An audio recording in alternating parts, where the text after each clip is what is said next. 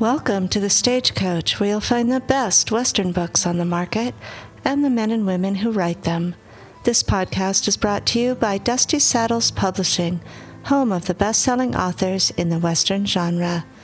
This is your host, Ginger Winters. Join us on the Stagecoach as we take a ride back in time to the Old West with Abilene Ambush by Scott Harris, read by Justin King.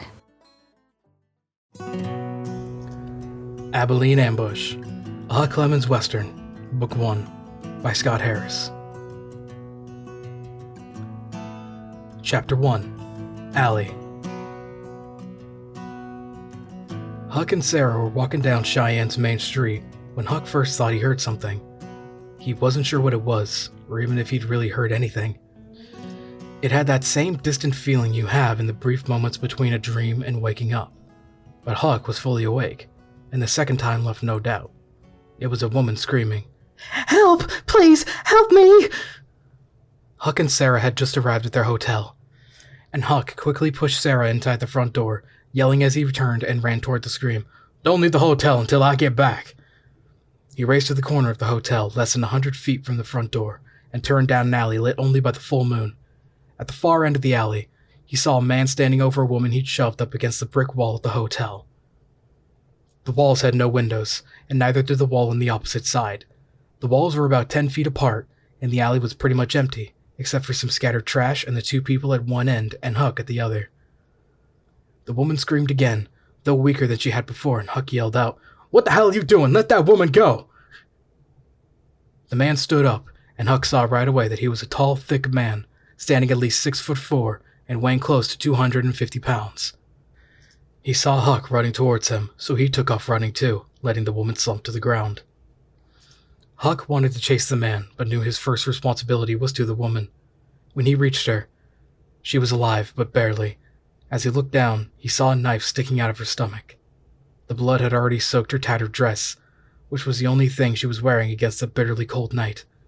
He dropped to his knees and saw that she'd been stabbed at least twice, and maybe more. Huck had seen enough stab wounds to know the woman wasn't going to make it, and probably had very little time left. He sat next to her and put her head on his lap, trying to offer some comfort, while keeping his Remington 1858 pistol in his right hand and eyes peeled in case the man returned. The woman rolled her head and looked up at Huck. He could tell right away she knew she was dying. Her breathing was rapidly becoming shallow, and blood was coming out of her mouth with each labored breath. Huck leaned down as the woman struggled to say something. As she did, Tom James came racing around the corner, followed by Jimmy Huckabee and Harry Wheeler. Tom was Huck's best friend, Huckabee was Sarah's father, and Harry Wheeler was Huckabee's best friend. They were all traveling together from Abilene to their new ranch just outside of Yellowstone, in Montana Territory. Sarah was Huck's fiancée, and Huck imagined she was still at the hotel with Maddie Staworski, who was Jimmy's fiancée. The six of them had stopped in Cheyenne, planning to stay for a couple of nights. It was almost halfway between Abilene and Yellowstone, and after 3 weeks on the trail, the thought of a soft bed and different food had sounded good to everyone. They had a late meal together, after catching a show at the town theater. The show had been good, better than the food. Huck and Sarah had been walking behind the others, so they were still on the boardwalk even though the others had stepped inside the hotel lobby. As the three men ran up, Huck yelled out, "Big man wearing a big hat, no more than 2 minutes ahead of you, took off running when I showed up, stabbed this woman more than once." Harry turned toward Jimmy and Tom. Harry had been the sheriff in Abilene until he quit to follow his friend in Montana Territory, but years of sheriffing had trained him to react quickly. "Tom, you stay with Huck in case he comes back. Jimmy, let's go." Without waiting for a reply, Harry took off running, and Jimmy, with one last glance at the woman and Huck, followed him. Tom had his gun out and kept scanning the alley for front and back. Without looking down, he asked Huck, "She gonna be okay?" Before Huck could answer, 4 men, drawn by the commotion and a desire to help, came running around the same corner Huck had first turned down. Tom started to raise his gun, but realized quickly that they were there to assist, so he holstered his gun. The men pulled up, saw Huck and the woman, and asked the same thing Tom had. "Is she gonna be okay?" Huck took another look at the woman, but he felt the breathing stop and already knew. He gently pulled the knife from her stomach, looked up at Tom and the newcomers, and answered, "She will not. She's dead. and I saw the man who did it." One of the men offered his coat, and Huck placed it gently under her head before standing. As he did, he slipped the knife inside of his coat. Another of the men took charge and started barking orders. He turned and faced the other 3 men who had come with him. "Porter, you get the doc." "But Luke..." "No buts. Go get the doc and tell him to get here right away. She ain't dead till Doc says she's dead. Logan, you get some blankets so we can cover her up. And Reed, go get Marshal Hoskins. Get on now, hurry up." The 3 did as they were told, and the remaining man turned to Huck and Tom. "Name's Johnson, Luke Johnson. Now what happened here?" Huck looked at Tom and then at Luke and said, "Best wait till the Marshal gets here. Hoping to only have to tell this once." Luke didn't appear to like the answer, and struck Huck as someone used to getting what they asked for. He started, "Son, I think you should tell me." This time it was Tom who spoke. "Mr. Johnson, my friend said we'll wait for the Marshal, so that's what we're going to do. Your friends took off running, so it shouldn't be long." Just as Johnson started to speak again, the man named Reed, along with a man Huck and Tom assumed to be the Marshal, came around the corner. Johnson, with a nasty look at Huck and Tom, turned and started walking toward them. When he did, Tom whispered to Huck, "What'd she say? Right at the end there, I saw her trying to talk. What'd she say to you?" "I'm not sure, but it meant something to her." Chapter 2. Marshal. Cheyenne was a small town, founded 6 years previously in 1867. The Union Pacific Railroad had picked the location to be the headquarters for the railroad they planned to build in that part of the country. At the same time as the announcement was made, the United States Army announced they would build a fort to protect the railroad, and all that would naturally and inevitably grow up around it. When the train started running later that year, Cheyenne boomed and became known as the Magic City of the Plains. The following year, 1868, the United States formally recognized the territory of Wyoming, adding fuel to the already raging growth fire. Huck knew none of that, just that a woman had died in his arms, stabbed to death by a man he got a decent look at, and whose knife he had hidden inside his heavy coat. Jimmy and Harry returned, out of breath, but without the killer. The Marshal walked up with Reed, said hello to Johnson, and asked, "What the hell happened here?" Johnson started to speak, but Huck cut him off. "You the Marshal here?" "I am. Marshal Hoskins. Dan. And you?" "Name's Huck. Huck Clemons. The other men here, the ones you don't know, are my friends. I saw the murder, and I saw the murderer." "Well, tell me what you saw." Before Huck could answer, former Sheriff Harry Wheeler jumped in. "Marshal, my name's Harry Wheeler. Up until a couple of weeks ago, I was sheriff down in Abilene, Kansas. Thinking maybe before Huck tells you what he saw, might be a good idea to move to your office." The Marshal, clearly not happy with Huck or now Harry, or probably anyone who didn't do exactly what he wanted, gruffly asked, "Why?" Harry leaned forward and said, "Fewer people hear this story, better chance you have of solving this crime. Best the whole town doesn't know who you're looking for." The Marshal looked around at his friends, the obviously dead woman, and the men he just met, and begrudgingly nodded, and turned back down the way he had first come. As he did, Porter and the doc came running around the corner. Without slowing down, the Marshal called out, "Dead whore back there, Doc. Get it taken care of." Huck and Harry shared surprised looks as they followed the Marshal. Jimmy and Tom stayed back with the other men. The Marshal's office was right around the corner. And when the 3 men entered, the Marshal closed the door against the growing cold. He took a metal cup and poured himself some coffee, savoring the first sip before taking a seat behind the big wooden desk. Almost as an afterthought, he asked Huck and Harry if they wanted a cup. They did, and each poured themselves one before taking seats on the front side of the desk. "Now, what'd you want to tell me that you couldn't say out there?" Huck, after a quick glance at Harry, starts, "I heard a woman yelling, so I went running towards the screams. I came around the corner, saw a man stabbing her while he had her pinned to the wall. I yelled, he dropped her, and he ran." "What did the man look like?" "Big man, maybe 6'4", every bit of 240 pounds, heavy beard and a thick coat. Might have been Buffalo."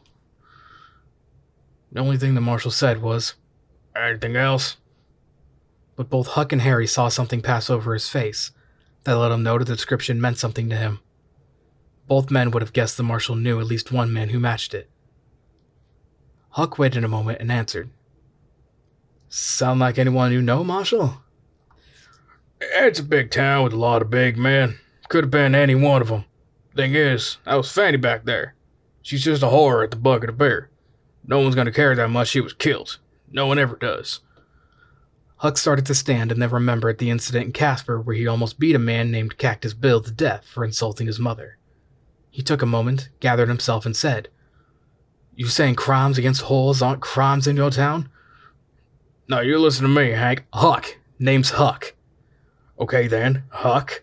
This is a tough town, and things happen. My job is to make sure they don't happen to the wrong people. A lot of people in this town like it that way, and the ones that don't, well, hell, no one cares about them anyway. Huck thought for a moment before responding. I care. So what? This ain't your town.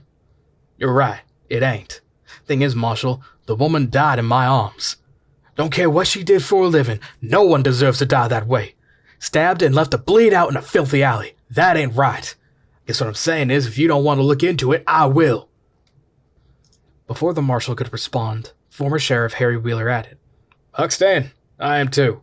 Can't stand by and watch a murder take place and not even try to find who did it. Not in my nature, badge or not. The sheriff leaned forward, stared at both men, then spoke. Now boys, you just settle down. I didn't say I wasn't going to look into it. Maybe I will. Huck, still fuming at the man he had immediately disliked and distrusted, stood up and said, Maybe I ain't gonna cut it. We're in a hurry to get moving, but I think I want to see how your investigation goes first. Maybe I can help. Don't need your help and don't need you hanging around town stirring things up over some old whore. This time, it was Harry, who stood and very quietly spoke to the sheriff. Sheriff, I think I'll stay with Huck. I'm guessing we all will. We see you catch the man, or at least make an honest effort. We'll ride on. But until then... Listen, the both of you. This is my town, you hear me? My town. I decide who looks into what, not a couple of drifters. Now get the hell out of my office and don't come back. This is none of your business, and it's best if you just don't get in your horses and keep on riding. And if we choose to stay for a couple of days? Best you don't. Best you just don't do that. Chapter 3. Hoskins. The Cheyenne was a decent hotel, with a restaurant on one side and a clean saloon on the other. It was 15 minutes since Huck and Harry had left the Marshal's office. The 6 members of the traveling party, Huck, Sarah, Jimmy, Maddie, Tom, and Harry, were sitting on the restaurant side of the hotel, nursing cups of coffee and nibblings at some bread and hard cheese. No one had much of an appetite. Jimmy broke the silence. Harry, Huck, you say you saw something in the Marshal's face. Say when you described the men you saw. Harry answered, We did. At least I certainly did. Done my fair share of questioning and can usually tell when a man's hiding something. And I'd bet a $20 gold piece he was. Sarah asked, What? What do you think he was hiding? Before he could answer, Jimmy spoke up, looking at Huck as he did.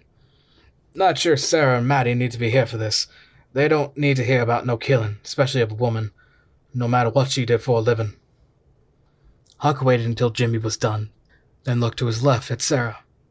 Huck, still not 18 years old, and Sarah, a full year younger, had fallen in love in Abilene when Huck had ridden through on his way to his new home in Montana Territory. It had taken some time to convince her father that he was serious about Sarah and a good enough man to be her husband, and that she was ready to be a wife. But when he was convinced, he decided to sell his restaurant in Abilene and move with her. Somewhere in there, he met and fell in love with Maddie Staworski. Then, surprising everyone, she agreed to give up her brand new teaching job and move with them, though not until she had a ring on her finger and the promise of a wedding when they got to Montana Territory. Sheriff Harry Wheeler, tired of being a sheriff and hating to see his best friend leave, followed right along. Tom and Huck had been best friends as long as they could remember. Tom had made the return trip from Montana Territory to Abilene to help escort his friend one way, and now his friend and his fiancée on the return trip. After a long look at Sarah, Huck turned and spoke to Jimmy. Mr. Huckabee, I can't speak for Maddie and say I shouldn't be speaking for Sarah, but she should stay. What we need to talk about, well, it's not pretty, but it affects all of us. and I want to know what Sarah thinks. This trip, this life we're all going to be leading, well, it's not easy. Don't know exactly what or when, but tough times are coming, and the best way I can protect your daughter is for her to be prepared as possible. This tonight? Well, that's part of it. Huck could see that Mr. Huckabee didn't like that answer, and wondered what would happen next. It didn't take long. Though he tried to be polite, everyone at the table could tell Jimmy Huckabee was not happy. Now, Huck, you listen here. I gave my blessing and I stand by that. But she's my little girl, and she's only... Sarah interrupted. Only what, Father? Only 16? Jimmy started to answer, but Sarah kept right on going. You're right. I am only 16, and I know in some way I'll always be your little girl.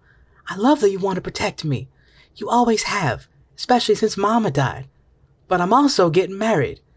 I'm halfway between the only place I've ever been and somewhere I never even knew about until Huck rode into town. But for me to be the wife I want to be, and to be the woman I want to be, I can't have you trying to keep me from knowing the truth, even when it's hard. Now I need to hear what Huck has to say so that we can decide together what needs to be done. Jimmy started again. But, Sarah... Daddy, I'm staying. Something terrible happened tonight, and like it or not, my Huck's involved. That means I'm involved. Maybe it means we all are, but me and Huck... Well... Jimmy looked around the table and found understanding, but not agreement looking back at him. Harry? She's right, Jimmy. This is her life now, and inside, you know that. She needs to be strong, and keeping her on the dock isn't going to help that happen. Maddie, you understand. I do. I understand everything you said. I also understand what Sarah is saying. I never thought of that when I agreed to be your wife, and then to move to some place that's not even a state. Thought coming from Pittsburgh to Abilene was a huge move, and maybe it was, but this is much more. I may be 10 years older than Sarah, but she is much wiser. If I'm going to share my life with you, and I am, I need to share all of it. The good, the bad, the horrible. I'm sorry, Jimmy, but Sarah's right about staying, and I am too. Jimmy Huckabee looked confused and turned to his old friend Harry. Harry, when did I lose control? Harry waited a moment before answering, and then with a huge grin said, Jimmy, you were married, then had a beautiful daughter who is now a young woman, and then she got herself engaged. Now you're fixing to get married again. When did you ever think you were in control? There was a moment of silence before Jimmy shook his head and started laughing, joined quickly by the entire table. Okay. Now that that's been made clear, what are we gonna do? Huck, who had watched the whole thing in amazement, leaned forward and said, There's a couple of things I haven't told anyone yet. Chapter 4. Clues. A hush came over the table as everyone stared at Huck, especially Harry, who had been with Huck when they met with Marshal Hoskins.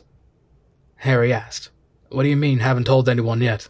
I was sitting with you in the Marshal's office and you didn't say anything then. No, right, I didn't. We both agreed he was hiding something, right? That's true. Way he looked, way he acted, it didn't sit right with me. Well, me neither. Decided right then and there it wouldn't do any good to tell him what I knew, except that maybe to help him protect whoever he's protecting. Jimmy spoke next. Do you think the Marshal's protecting someone? Huck answered. I do. When I described the man I saw, it was clear to me he thought he knew who it was. But when we pushed him on it, he said it could describe any number of men. Jimmy continued. Well, could it? Not a lot of men, but maybe more than one. He was a big man, a few inches over 6 feet tall and quite a few pounds over 200. Big, thick beard, black, I think, and he wore a large coat, probably buffalo. It can't be too many men fitting that description in a town this size. Harry added, Thinking about it now, it does seem like the Marshal knew who Huck was talking about, or at least had a good idea. He didn't seem to be much interested in trying to find out who killed her. Said no one's going to care about a woman who did her work. Maddie, who had stayed quiet so far, jumped in, and they could all hear the anger. Are you saying that because of her work, her life didn't count? Harry, who was seated across the round table from Maddie, leaned even farther back before answering. No, I did not say that. I'm saying the marshal said no one was gonna care, and he might not even bother looking into it. Truth is, I don't know if it's because he's lazy, protecting someone, or really doesn't care about women. Prostitutes. He doesn't care about prostitutes. Maddie's anger grew. Jimmy decided to try and calm her down a bit. Maddie, dear, I don't think I've ever seen you like this. Harry here, he's just telling us what he heard, not what he believes. If that's how the marshal feels, I don't think anyone here would agree with him. By the looks on their faces, everyone showed their agreement with Jimmy, as well as their surprise at seeing a side of Maddie they hadn't seen before. She continued, Well then, what are we going to do about it? Jimmy, learning things about his fiancée at a fast pace, stammered, We? Yes, we. If the marshal isn't going to do anything, don't you think we should? A woman. I don't care what kind of woman. A woman was killed in a filthy alley, left to die in the night with a knife in her gut. Someone has to try and find out who did it. Now, Huck, you said you have some more information. Huck, still trying to understand exactly what was happening and who this new Maddie was, answered, I do. Well then, let's hear it. Tom and Harry looked at Huck, smiling, while Sarah reached across and took Maddie's hand. Not knowing what else to do, Huck continued. Well, as she was dying, she whispered one word to me. I think it was a name. It was hard to hear because she was fighting for every breath, but I think she said Dora. Not sure, but I think that's what she said. Tom asked, Any idea who Dora is or why she gave you her name? No. At first I thought it might be her name, but the marshal called her Fanny. Maybe it's her mother or her daughter or friend, I don't know. This time, it was Huck's turn to be surprised as Sarah spoke. Well, it's something. We need to find out who Dora is. Harry, who had been watching with slight amusement as Maddie and Sarah seemed to take control of the conversation, poured himself a fresh glass of lemonade and spoke slowly and quietly. Ladies, I appreciate your concern for Miss Fanny. It's one I think we all share. However, we are guests in this town, and the marshal made it very clear to me and Huck that our help is not only unwelcome, he'd prefer we leave sooner than later. Maddie started to interrupt, but Harry stopped her and continued. I didn't say we would be leaving soon, or that we wouldn't help. But let's not rush into this. We don't know the town, and we don't know the people. Maybe the marshal will have a change of heart and take this murder seriously. If he does, good. We can move on to our new lives. If he doesn't, we can decide what to do. But I need to be clear about something. He looked directly at Sarah as he continued. Sarah, I've known you your whole life. Couldn't love you more if you were my blood. But there's no we in this, at least as far as you and Maddie are concerned. I don't know what we're dealing with here, but I've done my fair share of looking into murders. If I've learned anything, it's that men don't fancy the idea of swinging from a rope and will do anything to anyone to make sure that doesn't happen. Whoever killed this woman is a vicious, heartless killer, and if it falls on us to find him, it's going to be hard enough. Thing is, he's already shown he's willing to kill women, so the two of you, again he took a long look at Sarah and Maddie, can't be part of we. Understand? The two women looked at each other, and Harry saw the look of resigned acceptance on both their faces. Good. Just the way it's gotta be. Now, Huck, you said you had a couple of pieces of information. What's the second? Without a word, Huck reached into his coat and pulled out a knife. The men all recognized it as a Bowie knife, fully a foot long. The dried blood on the blade glistened in the lamplight. Chapter 5. DK. They all stared for more than a minute, though it seemed much longer. Some stared at Huck, some at the knife. Sarah broke the silence. Is that the knife? Yes. When the man saw me and ran, he left this knife in Miss Fanny. I pulled it out and shoved it inside my coat and forgot about it until we all sat down. I'm not sure I would have shown it to Marshal Hoskins anyway, but I didn't think of it then. Harry picked up the knife and spoke next. This is a 12-inch blade. Takes a big man to wield something this heavy. Fits the description you gave, Huck. And the blood. Tom gestured for the knife, and Harry passed it across the table to him, handle side first. Tom took a look at the knife, and then they all watched as something caught his attention. Tom drew the knife closer, looked intently, and then said, "Something carved into this leather handle. Crude, but it looks like DK. What do you think it is?" Jimmy quickly answered, "Initials. Could be the killer's initials, or could be the initials of someone who owned the knife before. The man who kills a woman certainly isn't above stealing a knife. Hell, maybe even killing to get it." Tom gave the knife back to Harry, who sat for a moment twirling the knife absently while obviously deep in thought. They all watched and waited until he spoke. "Huck, this is up to you.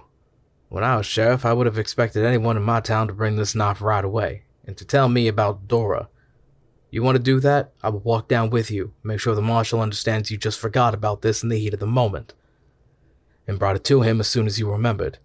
Thing is," Huck jumped in, "thing is, if he's really hiding something, if he's protecting someone and we give it to him, we'll probably never see this knife again. It's certain no judge ever will." Harry nodded. "Yep, that is the thing. I gotta tell you, I wouldn't have taken well to someone keeping things from me when I was looking into a murder. Would have been pretty upset and maybe begun to wonder why they were hiding something. Maybe even started to wonder if they had something to do with the murder." Maddie started to speak. You mean? "I do. It'd be real easy for the Marshal to start thinking maybe Huck had something to do with this, or at least want others to think that way. Huck's the only one who even claims he saw the killer, and now he shows up with the knife that he says killed her. It takes a fool of a Marshal to not at least consider Huck being involved." This time, it was Sarah who jumped in. But I heard the woman scream." "I know you did, but you didn't see anything. And you're planning on marrying Huck. I also know it's not Huck's initials on the knife, but if me and Huck are right, and the Marshal is trying to protect someone, no better way to do that than to get people thinking it was someone from out of town." Jimmy, deciding the evening needed a new direction, offered up to the group. "How about we all sleep on this for the night and talk about it again over breakfast? Marshall's probably gone for the night anyway, and we're all tired and hungry. Let's order something to eat and talk about anything other than what happened tonight. Heck, we never even got a chance to get a meal. I know I'm ready for a large steak."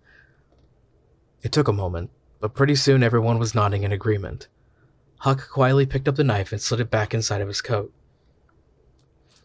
As he did, Sarah reached across and took his hand. Jimmy's right.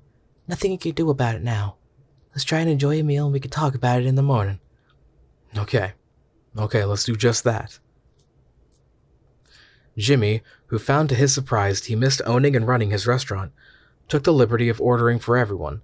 20 minutes later, 2 full platters were delivered to the table, brimming with steaks, pork chops, fried eggs, 3 different kinds of vegetables, and 2 large loaves of bread, with a tub of sweet apple butter. It was followed quickly by 2 full pitchers of cold milk.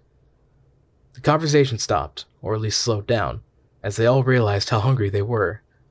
Just as they were all finishing up their meals, 2 hot pies, 1 apple and 1 huckleberry, were delivered. Maddie cut each pie into 6 slices, and everyone at the table got 1 slice of each. After weeks on the road, the pies tasted extra sweet and extra good. Tom and Harry looked on with envy as Jimmy and Huck got to finish what Maddie and Sarah couldn't. The conversation started up again as everyone savored their dessert. Sarah asked, "How long before we get home?" She liked the sound of home as she said it, and it brought a smile to her face. Huck's too, as he answered, "We've got about 600 miles left. Now the spring's here, the weather should make traveling easier, so we couldn't be there in 3 weeks, 4 at the most. I'm excited to see what they've done since Tom and I left. Winter was supposed to be real bad, maybe the worst in years, so I guess they might still be digging out. Like we talked about before, Sarah and I, our house is done except for the decorating, which I thought best to leave for Sarah." This brought laughter to the table, and Jimmy added, "You might wind up making a good husband after all." Huck nodded and continued, "Between our place and the main house, there's room for everyone to stay until the town is done being built. Then everyone can build their own place and figure out what they plan on doing, me and Sarah included." Jimmy spoke again. "First thing better be you 2 getting married, or my daughter won't be staying in your place, don't care how big it is." Before Huck could respond, Tom leaned across and grabbed his arm, whispering, "Big man just walked into the saloon. Saw him cross the hotel lobby. Don't know for sure, but he could certainly be the man you described. Chapter 6. Black. Huck turned to see the man and just got a glimpse of him before he strode out of view. The glimpse was enough to let Huck know that he could be the man, but before Huck could be sure, he had moved deeper into the saloon and out of view. Huck turned back toward Tom and said, "That could be him. Just saw him for a second, but big enough and the coat looked about right." Harry noticed the two whispering and leaned in and asked, "What's going on here? Thought we were done with this till morning." Huck looked at Tom and shrugged, then answered, "Tom saw a man. Just came into the saloon. I only got a quick look, but it might be him. I gotta go see." Harry started to stand, saying, "I'll go with you." Huck placed his hand on Harry's arm and pulled him until he sat back down. "I don't think that's a good idea. People might have seen us going in or out of the Marshal's office together. I just assume they didn't notice us now. Jimmy, before you say anything, you can't go. I have to, so you need to stay with your daughter and your fiancée. Make sure they get to the rooms and make sure they're safe. Tom will go with me, and we'll meet you upstairs in a little while." Harry and Jimmy hated it, but they knew Huck was right. The check was quickly paid, and Tom and Huck headed through the hotel lobby to the saloon, on the opposite side. The other four waited a couple of minutes, then headed upstairs. It was a saloon, but a nice one, clearly different than the bucket of beer. Tom and Huck found an empty table in the corner and sat, each with his back to a wall. At the table next to them, 5 men sat playing small stakes poker. They struck Huck as locals, just passing another night in town. They had a couple pitchers of beer on the table, but no hard liquor, and spoke with the easy familiarity of men who'd done this before. The two looked around the saloon but didn't see the man. He was too big to blend in, but before they could say anything, the man they were looking for walked right into the back door, to the far right of the bar, and on the opposite side of the saloon from where Huck and Tom sat. Tom leaned over and said, "Must have been using the outhouse." Huck nodded but kept staring at the man. He hadn't gotten a great look in the alley. It was dark, and the man ran quickly when he heard Huck call out. But Huck thought this could easily be the man. He was a huge man, bigger than Huck had thought at first. He had a full black beard, a large black hat, and a buffalo fur coat that was black with age, and what appeared to be a lack of interest in cleanliness. He moved through the saloon with the ease of a man who had nothing to fear and not a care in the world.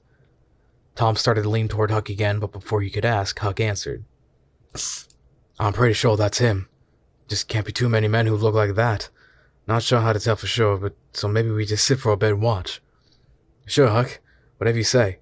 Can't help much, though. I'm sorry." "Just being here is plenty, Tom. Always feel safer when you're around." Tom fought back a smile, but sat up just a little straighter, remembering a time not so long ago when he wasn't any good on the trail or in a fight, and how his childhood friend had kept working with him to get better. Knowing Huck felt this way now made Tom feel better about himself, like he was finally carrying his weight. The large man started to walk towards Huck and Tom, and Huck thought that maybe somehow he knew. Huck's hands dropped to his gun, and he saw that Tom was doing the same, but the man stopped at the table with the 5 poker players. One of the men looked up and greeted him. "Hey, Black, buy a beer." Large man grinned, but it was not a pleasant grin. It was the grin of a man used to getting his own way. "You can give me a pitcher. While you're doing that, I think I'll take a seat and join your game."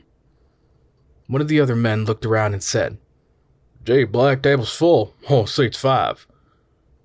As the man designated to bring back a pitcher stood up, Black grabbed the now empty chair and sat down. For a moment, it looked like the man was going to say something, but the smile left Black's face. It was replaced with an ugly stare. Tom watched as his hand pushed back the buffalo coat, exposing a filthy shirt, 2 holstered guns, and a knife scabbard. The man who'd given up his seat quickly looked away and headed toward the bar. Black started playing, using the money the man had left behind.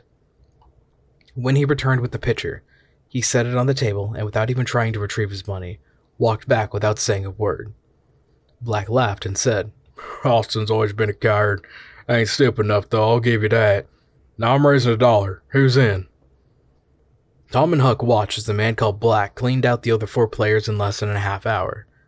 It was clear they wanted nothing more than to leave, and equally clear that they weren't going anywhere until all the money sat in front of the grinning giant.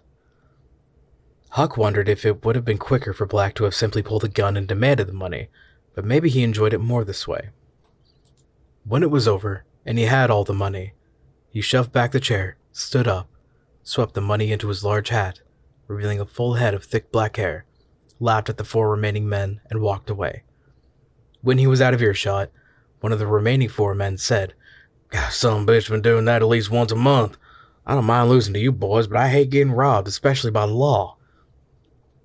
This caught both Tom and Huck's attention, as did the comment from the other men. "Marshal's got to do something about Danny. He just keeps getting worse and worse." With that, the 4 pushed back, took a final swig of their very expensive beers, and headed for the door. As soon as they were gone, Huck turned to Tom.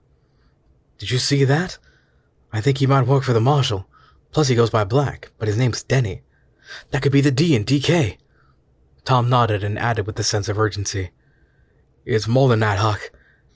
You couldn't see it from where you were sitting, but when he opened his coat, he had a knife scabbard on his left side. Big scabbard, leather."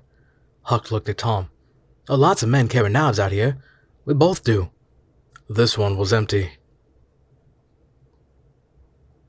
Chapter 7. Dora. Without knowing he did it, Huck reached inside of his coat and touched the knife he'd pulled out of Miss Fanny, saying to Tom as he did, "Come on, let's get back to the hotel and the girls." They walked silently out of the saloon, through the hotel lobby to the far side, where the stairs to the second floor and the rooms were located. Both turned when the front door opened, and they were surprised to see Harry walk through. Huck, immediately concerned for Sarah, started to speak, but Harry stopped him and said, "Everything is fine. Let's go upstairs and talk." They had taken 3 rooms at the end of the hall. Huck and Tom shared the first room, Harry and Jimmy had the last room, closest to the window at the end of the hall, and Sarah and Maddie shared the room in the middle, protected on both sides by the men. Harry led the 2 past their own room and stopped and knocked on the middle door. A gruff voice, one they recognized as Jimmy, barked. "Well, who is it?" Harry answered, "It's us."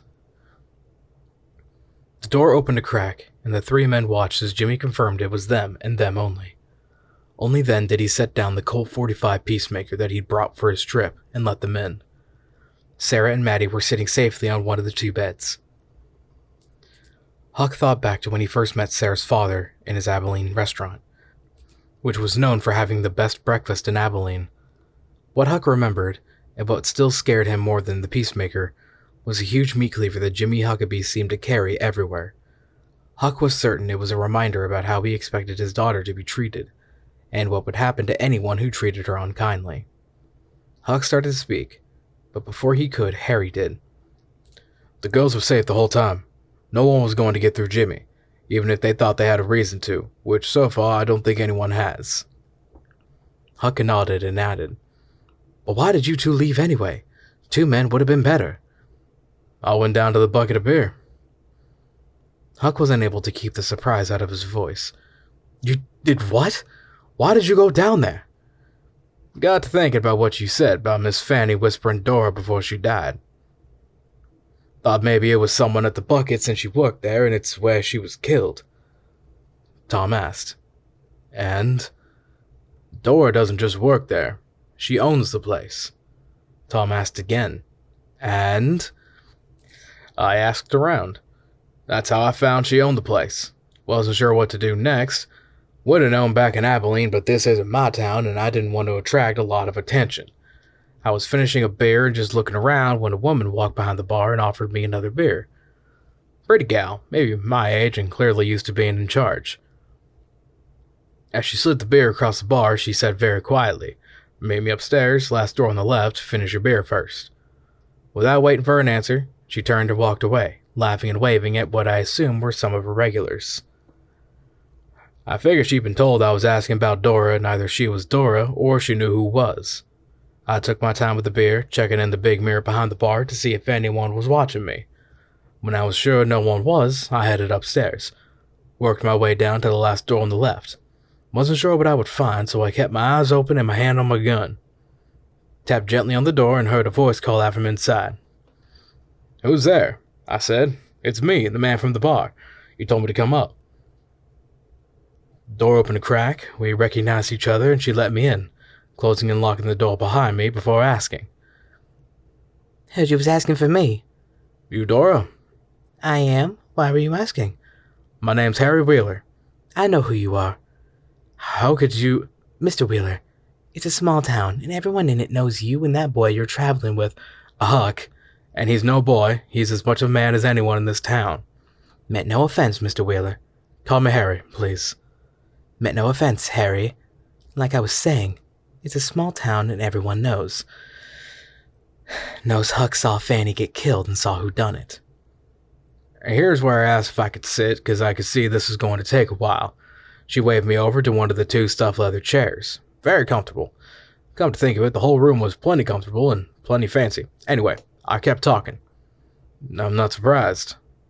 I was sheriff back in Abilene, and it never stopped amazing me how fast news traveled.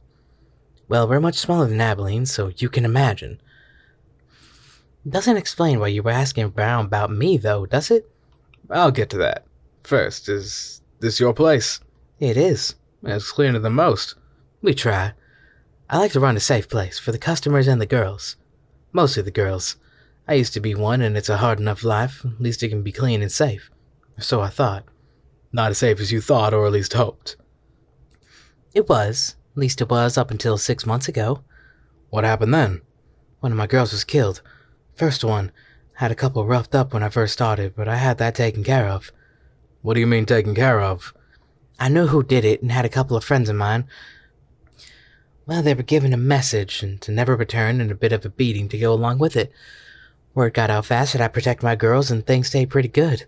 Until one of them was killed? Yes. How was she killed? With a knife. Same as Miss Fanny? Harry looked around the room and said, That's when she said the worst part. Not just the same way, but Molly. That was her name. Molly was killed by the same man. Chapter 8. Kramer. Sarah gasped when she heard what Harry said, and when she recovered, she asked, Does Dora know who killed Miss Fanny? Harry nodded and answered, And the first woman, too, the one from a few months ago. Tom spoke next. Why hasn't she gone to the Marshal about this? Man should be arrested and tried. This time Harry shook his head as he answered, Not quite as easy as all that. Tom pushed. Well, why not? As Dora said to me, knowing and proving are 2 different things. She believes she knows who did it. Matter of fact, there's no doubt in her mind. But even if she's right, maybe especially if she's right, she's afraid to do anything about it. Sarah asked, Why? There's more than one reason. For starters, she didn't see either murder. Only one who did was Huck. Maddie asked, If no one saw the first murder and only Huck saw the second, how does this Dora woman know? Harry's face flushed a bit, something Jimmy hadn't seen in their years of friendship. So he tried to figure out how to help his friend, asking, Harry, you got things to say? Things you don't want to say in front of Sarah or Maddie? Harry nodded, and Jimmy turned to his daughter and fiancée. Sarah, Maddie, I heard what you said downstairs tonight about having to be tough to live where we're going to live and the way we're going to live. I think you saw that we all respected that. But I'm going to have to ask you to do the same and don't make Harry say things that are best not said around good women. You know where he was tonight and you can see his face good as I can. Please go next door into our room and wait until we talk this through. Sarah started to say something, but her father stopped her. Biscuit, I know you're getting married, but I'm still your father. And I'm telling you, if Harry doesn't think you should hear this, then you shouldn't hear this. I'm sorry, but sometimes that's just the way it's gotta be. Now, go on next door, please, and we'll be done here soon. Sarah and Maddie reluctantly stood up, and Huck escorted them to 20 feet to the next room. No one said a word. Huck waited until he heard the lock snap, knowing there was a long and difficult conversation coming up at some point. He let himself back in the middle room and took his seat, looking at Jimmy and thinking about Maddie as he said, This isn't going to be any easier for you than it is for me. I know, but we'll let that be tomorrow's problem. For tonight, we need to hear what Harry has to say. Harry, his face back to its normal color, started. The man Dora is convinced killed both women is a regular at her place. He's been coming since it opened, drinks hard, sometimes scares some of the other customers away, and likes to have one girl that's his.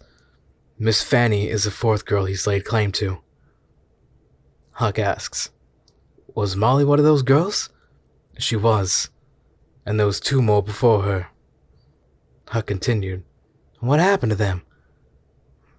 First one, he slapped around a bit. Dora tried talking to him, but he wouldn't listen and didn't care. Girl left. Second one got beat up pretty bad and almost died. Took 3 weeks before she could get out of bed, and when she did, Dora gave her money to go back to Chicago, which is where she was from. Never heard from her again. He picked Molly next, until she was killed one night, stabbed a couple of times and left to bleed to death. She wasn't found until the next morning. This time, Jimmy asked, If Dora knows, or thinks she knows, who did this, why doesn't she go to the Marshal? I'm getting there, but first there's more. This man, a very large man, has a violent temper and is quick with his fists, his knife, or a gun. This is a tough town, but Dora says everyone's afraid of him. He drinks, gambles, and whores quite a bit and prefers Dora's place and Dora's girls over either of the 2 other whorehouses in town. The thing is, and this is really why I didn't want Sarah and Maddie here, he sometimes when he's with the girls, he has trouble with... Jimmy smiled as he said, We get it. Thank you for not bringing that up before. Harry smiled back. Not something I thought I'd ever be talking about. Anyway, when that happens, he gets mighty mad and blames the girls. First time, about a year ago, he slapped the one girl around a bit. Didn't hurt her much, but still enough so she left town. Then the next time, like I said, he beat the girl pretty bad. Last time he killed Molly, and then this time, well, we all know what happened. Huck asked. And she's sure it's the same man all 4 times. Couldn't have been anyone else. It was the same man last seen with each of the 4 in the first 2. The ones who survived swore to Dora it was him, but they were both too scared to testify, since he was with Molly and Fanny the nights they were killed. Yay, Dora's sure. Huck stood up. Well, this time there's another witness. I'll sure as hell swear out a warrant for the Marshal. I'll stay here until the judge arrives and gives my testimony. Will Dora give you his name? She already did. Let me guess. His first name is Denny. Harry, surprised that Huck knew that, answered, It is. At least that's what Dora said. Denny Kramer. Goes by Black most of the time. Tom looked across at Huck, saying, Then it's the same man we saw in the saloon tonight. The man you thought was the killer. Fits the description, and we heard him called Black and Denny. Plus his initials are DK. Sounds like we got him dead to rights. Harry spoke again. This all adds up, and if I was a marshal here, I'd say this is enough to lock him up until the traveling judge gets here. But there's one more thing. One thing that makes it real complicated. Tom asked, What was that? Danny Kramer is the deputy marshal.